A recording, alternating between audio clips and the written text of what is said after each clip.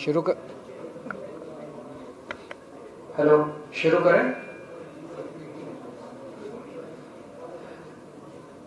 गोवा में एसटी समाज के काफ़ी संख्या में लोग रहते हैं, लेकिन अभी तक जितनी भी सरकारें आई उन्होंने शेड्यूल्ड ट्राइब समाज के लोगों के साथ अन्याय किया। संविधान में और कानून में जितनी भी उनके पक्ष में बातें लिखी हुई हैं, जो उनको बेनिफिट्स मिलने चाहिए, उनके वेलफेयर की स्कीम्स होनी चाहिए, वो कॉन्स्टिट्यूशन के खिलाफ जाके कॉन्स्टिट्यूशन का वायलेशन रिपीटेड हुआ है, कानून का वायलेशन हुआ है। तो आज स्पेसिफिकली एसटी समाज के लिए आम आदमी पार्टी गारंटी देने जा रही है। 8 पॉइंट एजेंडा हम लोग अनाउंस कर रहे हैं। सबसे पहला है कि ट्राइबल सब प्लान के तहत जो भी सेंटर से और स्टेट से बजट आता है उसका रफली 12.5% ट्राइबल्स के ऊपर खर्च होना चाहिए। दैट अमाउंट्स टू रफली 2400 crore rupees every year. 2400 crore रुपया ट्राइबल्स के ऊपर खर्च होना चाहिए, लेकिन मुश्किल से 200 या 300 करोड़ रुपया उनके लिए बजट में रखा जाता है और साल के अंत में वो भी खर्च नहीं किया जाता। इसी वजह से ट्राइबल एरियाज के अंदर इंफ्रास्ट्रक्चर का बहुत बुरा हाल है। सड़कें नहीं है, बिजली नहीं है, पानी नहीं है उन एरियाज के अंदर।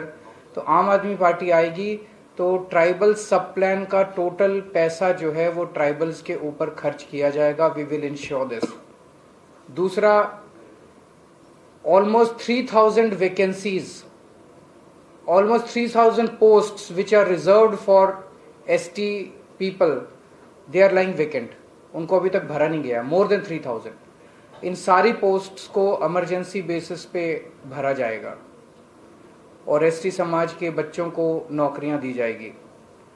फॉरेस्ट राइट्स एक्ट, जो कि एसटी समाज के लोगों को जमीनों के ऊपर हक देता है, उसको लागू नहीं किया गया है। फॉरेस्ट राइट्स एक्ट को लागू करवाया जाएगा और एसटी समाज के लोगों को जमीनों के ऊपर जो उनका हक बनता है वो हक उन्हें दिया जाएगा। चौथा है, असेंबली के अंदर 12.5% रिजर्वेशन एसटी समाज की सीट्स होनी चाहिए। वो अभी तक लागू नहीं किया गया है, उसको लागू करवाया जाएगा। उसके लिए अगर केंद्र सरकार से भी तालमेल करने की जरूरत है तो हम तालमेल करेंगे। पांचवा है, एसटी समाज के हर व्यक्ति का पूरा इलाज, हर बीमारी का पूरा इलाज फ्री करवाया जाएगा, अच्छा इलाज करवाया जाएगा। ये आम आदमी पार्टी की सरकार सुनिश्चित करेगी। सिक्स्थ, हम उनके लिए अच्छे स्कूल खोले जाएंगे और उनके बच्चों को अच्छी और फ्री शिक्षा दी जाएगी, बचपन से लेकर ग्रेजुएशन तक कंप्लीट। सेवेंथ, जैसे दूसरों के लिए ऐलान किया ऐसे इनको भी ₹1000 per month per woman more than 18 years will be given every month in their bank account. And 8th, जितने भी बेरोजगार बच्चे हैं उनके एसटी समाज के after filling up the government posts, जो लोग बच्चे रह जाते हैं उनको प्राइवेट में नौकरी रोजगार का अरेंजमेंट करने की कोशिश करेंगे और अगर नहीं होता है तो उनको 3000 रुपीज पर मंथ के हिसाब से अनएम्प्लॉयमेंट अलाउंस देंगे। तो ये 8 पॉइंट एजेंडा आज हम एसटी समाज के लिए अनाउंस कर रहे हैं। अगर आपके कोई क्वेश्चंस हैं तो बताइए।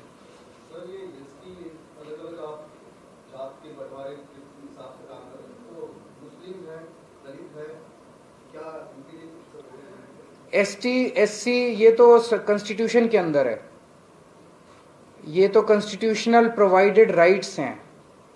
कॉन्स्टिट्यूशन के अंदर रिलीजन के बेसिस पे कोई प्रोविजन नहीं है। तो कॉन्स्टिट्यूशन के हिसाब से जो प्रोविजंस है, जो मैंने कहा कि 12.5% बजट इनके ऊपर खर्च होना चाहिए, इतनी रिजर्वेशन होनी चाहिए, जो मैं कह रहा हूँ ये उनके कॉन्स्टिट्यूशनल ऑब्लिगेशंस हैं गवर्नमेंट के, जो उन्होंने पूरे नहीं किए। 12.5 वाला जो मुद्दा है विधानसभा के अंदर एसटी वाला, वो तो सुप्रीम कोर्ट ने बाहर ये कर दिया है। ये सेम केस थी गांवकर की, तो ये केस ऑलरेडी डिसमिस किए हैं न्यायालय द्वारा, तो क्या नहीं? I think we should discuss this in assembly as well as constitution. We have to constitution. इसका मामला है, ये देखिए, ये कॉन्स्टिट्यूशनल वैलिडिटी का पॉइंट जो है, जो असेंबली में लेना चाहिए, हमने मेरे ख्याल से as representatives of people and representatives of weaker sections we should fight this out in terms of bringing laws appropriate for giving these rights to these people. I think there should not be doubt in anybody's mind as far as Goa or India is concerned that this should be considered on priority basis, because ST community, as far as Goa is concerned, as far as rest of the country is also concerned, is neglected for over a period of time. I think it's time the things change, we change our mindset, and let's not get into legal tangles as far as this is concerned. We will take appropriate steps in that regard. ST community को voters का attract करने के लिए ये agenda आपने किया है, तो बोल सकते हैं? हम तो सभी के लिए एजेंडा ला रहे हैं। जैसे हम 1000 रुपए महिलाओं के लिए लेके आए, तो आप बोल सकते हैं कि महिलाओं को अट्रैक्ट करने के लिए किया। हमने कहा कि बिजली सबको फ्री देंगे, तो सारे गोवा के लोगों को अट्रैक्ट करने के लिए दिया। आप बोल सकते हैं, बिल्कुल बोल सकते हैं। बहुत अच्छा रिस्पॉन्स है लोगों को। मैं दिखाना चाह रहा था कि ये टैक्सी ड्राइवर ने के बेटे ने ये तस्वीर बना के भेजी है। तो मैं सोच रहा था कि मैं तो दिल्ली से आता हूँ, कभी कभी आता हूँ, तो यहाँ के लोग इतना प्यार करते हैं आम आदमी पार्टी से, आम आदमी पार्टी के लोगों से, हमारी आइडियोलॉजी से। कल 8 साल का एक बच्चा आया था, उनके पिताजी बीजेपी में हैं, और वो मुझे सारा बता रहा था। वो नेट के ऊपर पढ़ के आया था कि आम आदमी पार्टी क्या क्या काम करती है। वो बोला मैं इस बार अपने पूरे परिवार का वोट आपको दिलाऊंगा, जो मर्जी करना पड़े मुझे। तो मेरा अपना ये कहना है, मैं तो कल भी बोला था कि इस बार एक बार कांग्रेस के भी सारे वोटर्स, बीजेपी के भी सारे वोटर्स, एमजीपी के, जीएफपी के सारे वोटर्स मिलके, आप अपनी पार्टी में रहो लेकिन मिलके एक बार आम आदमी पार्टी को वोट दे दो, गोवा अच्छा हो जाएगा। बहुत अच्छा है, इज वेलकम। आपने एसटी और एससी समाज के लिए कितने कैंडिडेट दिए? कितने कैंडिडेट्स होंगे मेरे पास एग्जैक्ट नंबर्स नहीं है। डोमिनिक साहब हैं, वो भी एससी हैं। दो हमारे 2 कैंडिडेट्स हैं, 2 कैंडिडेट्स हैं। सर, पंजाब में चरणजीत सिंह के जो है उनको ईडी ने कल अरेस्ट किया है, क्या उन्होंने 111 दिन में ही कमाल करके दिखा दिया।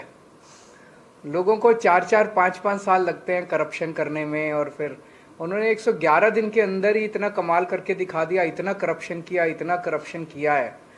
बहुत अनफॉर्चुनेट है, लोग देख रहे हैं, इसीलिए लोगों को एक ईमानदार सरकार चाहिए। आज राहुल गांधी शपथ दिलाने वाले हैं, उनके जो सभी उम्मीदवार हैं उनको, इसके बारे में क्या सोचना है? आपको कॉपी कर लिया उन्होंने?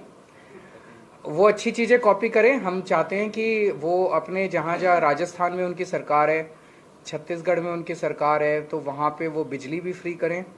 वहाँ पे वो जो अच्छे स्कूल जैसे हमने दिल्ली में बनाए वो भी बनाएं, वहाँ पे अच्छे हॉस्पिटल भी बनाएं, वहाँ पे दवाइयाँ भी फ्री दें। सारी अच्छी चीज़ें हमारी कॉपी करें, फिर हमें पार्टी बनाने की क्या ज़रूरत है। फिर हम देखते हैं, वो तो चुनाव के बाद पता चलेगा।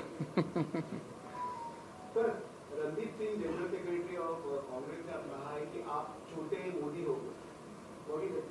उनको कहने दीजिए, उससे क्या फर्क पड़ता है। वो एक्चुअली उनके सपने में भी मैं भूत की तरह आता हूँ। रात को वो सोते हैं ना, तो 24 घंटे उनके दिमाग में मैं ही घूमता हूँ। कभी कुछ कहते हैं, मुझे खूब गालियां देते हैं ये लोग। मैं उनको कहना चाहता हूँ कि मुझे गाली देने की बजाय जनता के लिए काम करें। अगर वो जनता के लिए काम करेंगे तो केजरीवाल का वजूद ही खत्म हो जाएगा। आज हमें लोग क्यों पूछते हैं, हमें क्यों प्यार करते हैं? क्योंकि हम जनता का काम करते हैं।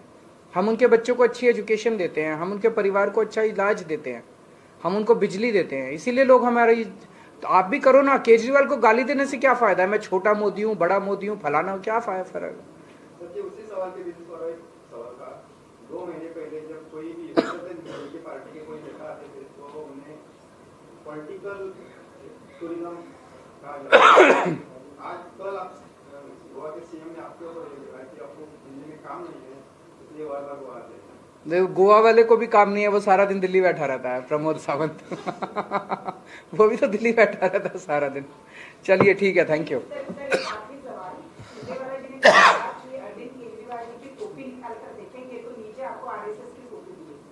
देख लो, मेरी टोपी नहीं है कोई ऊपर।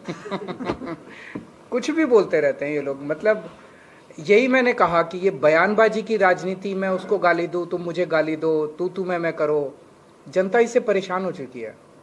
जनता अपने मुद्दों का समाधान चाहती है, अपनी प्रॉब्लम्स का सोल्यूशन चाहती है।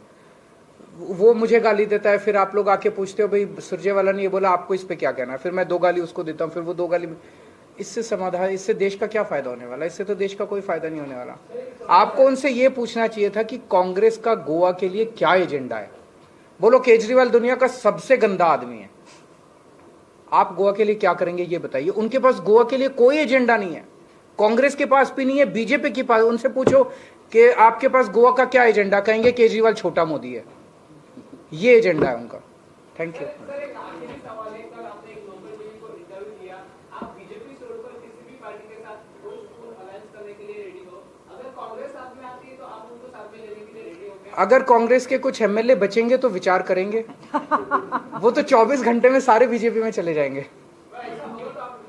अगर बचेंगे तो देखते हैं ना। थैंक